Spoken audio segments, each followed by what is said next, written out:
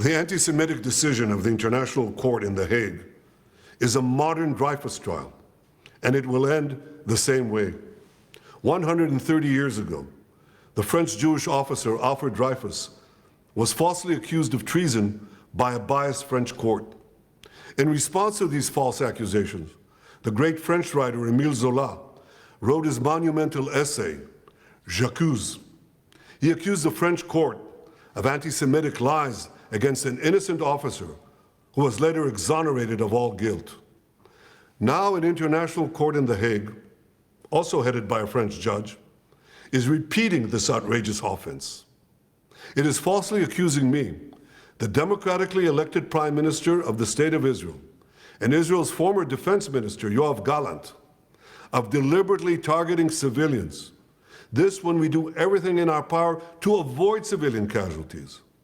We issue millions of text messages, phone calls, leaflets to the citizens of Gaza to get them out of harm's way, while the Hamas terrorists do everything in their power to keep them in harm's way, including shooting them, using them as human shields.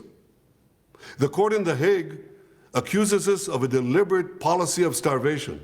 This when we've supplied Gaza with 700,000 tons of food to feed the people of Gaza. That's 3,200 calories for every man, woman, and child in Gaza. And these supplies are routinely looted by Hamas terrorists who deprive their people of much-needed food. Yet just in the last few weeks, Israel facilitated the vaccination of 97% of the people of Gaza against polio. This doesn't prevent the court of accusing us of genocide. What in God's name are they talking about in The Hague? The truth is simple.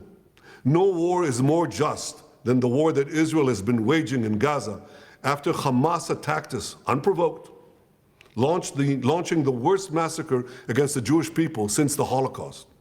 The decision to issue an arrest warrant against me, the democratically elected Prime Minister of the State of Israel, and our former Defense Minister, was made by a rogue prosecutor who's trying to extricate himself from sexual harassment charges, and by biased judges who are motivated by anti-Semitic sentiments against the one and only Jewish state. These judges did nothing. They did nothing against the real war crimes committed against the millions who've been murdered or uprooted by the dictatorships in Iran, Syria, and Yemen. Instead, they falsely accused the one democracy in the Middle East, Israel, thereby imperiling the right of all democracies to defend themselves against murderous terrorists and tyrants.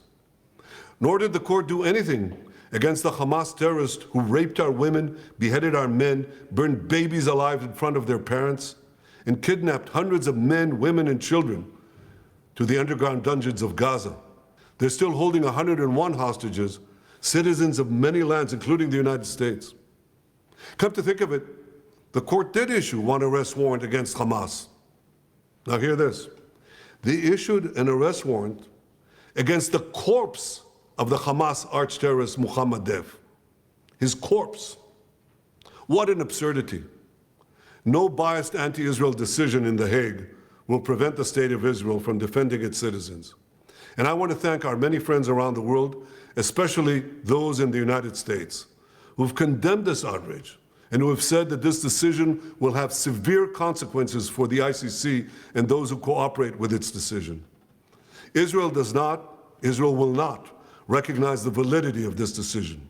We will continue to do everything we must do to defend our citizens and defend our state against Iran's axis of terror, Iran and its terrorist proxies, which include Hamas, Hezbollah, the Houthis, and others. Our enemies are your enemies, and our victory will be your victory, the victory of civilization over barbarism and tyranny.